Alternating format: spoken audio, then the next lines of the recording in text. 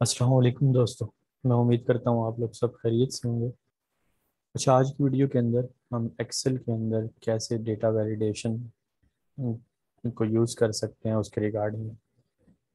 तो हम first of all start करते हैं होल नंबर से कि इसके अंदर हम डेटा वैलिडेशन लगाएंगे कि मिनिमम और मैक्स कितने नंबर जो है इसके अंदर ऐड हो सकते हैं। तो मैं सिलेक्ट कर लेता हूँ जितने सेल के अंदर आपने डेटा पुट करवाना है। मैंने 10 तक सेलेक्ट कर लिया डेटा वैलिडेशन के अंदर आप गए और यहाँ से जाकर होल नंबर को सिलेक्ट किया। यहाँ से आप बता देते हो कि मिनिमम 3 होने चाहिए और मैक्स जो है आप कहते हो कि 5। इससे ऊपर नंबर जो है आप नहीं ऐड कर सकते। जैसे कोई ऐड करेगा तो उसको एरर रिसीव होगा। इसको मैंने ओके कर दिया।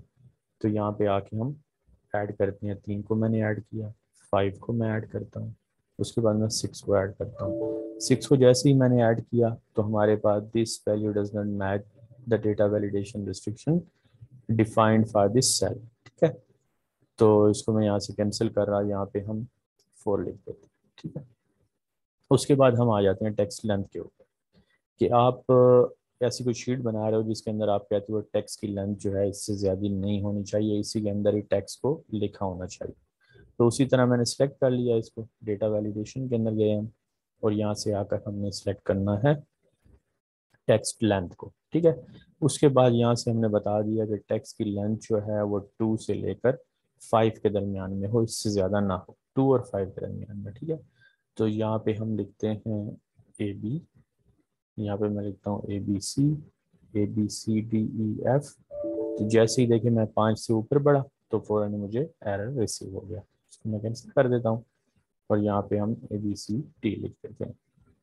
उसके बाद इसी तरह डेट के ऊपर भी हम डेटा वैलिडेशन लगा के देख लेते हैं कि सर्टेन डेट्स के अलावा कोई डेट जो है उसके अंदर ऐड नहीं हो सकेगी। इसी तरह हम गए और यहाँ से हमने डेट सेलेक्ट की और यहाँ पे हम कह देते हैं जैसे आज 18 है, 18/4/2022 और इसी को ही मैं कॉपी करके यहाँ पेस्ट कर देता हूँ और हम यहाँ पे लिख देते हैं कि 20 तक तो इसमें एंट्री हो सकती है लेकिन 20 से ऊपर नहीं हो सकती। इसको मैंने ओके कर दिया।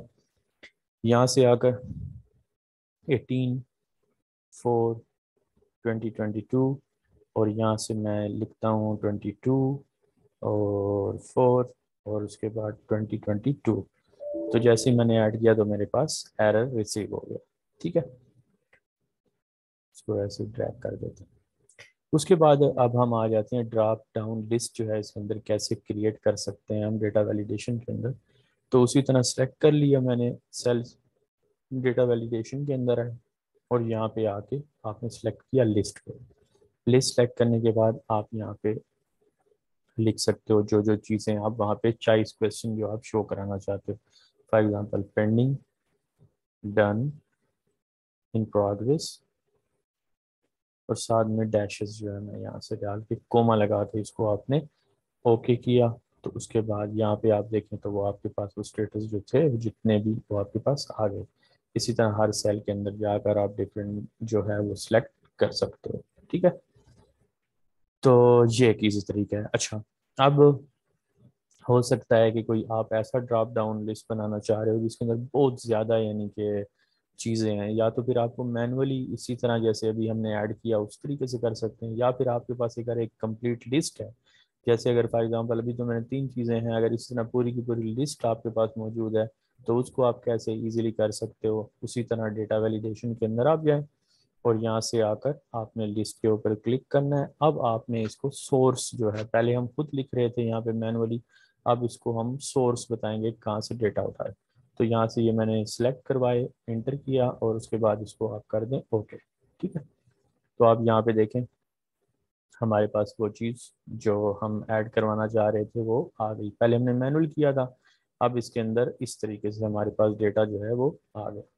ठीक है, उसके बाद यहाँ से भी मैंने इसको ड्रैग कर लिया हर जगह पे, ये यानी कि इसमें शो होगा जहाँ तक जिस एरिया तक मैंने इसको ड्रैग किया है। आप इसको जहाँ पर भी लेके जाएंगे तो इस तरीके से ये आपका जो है काम करेगा।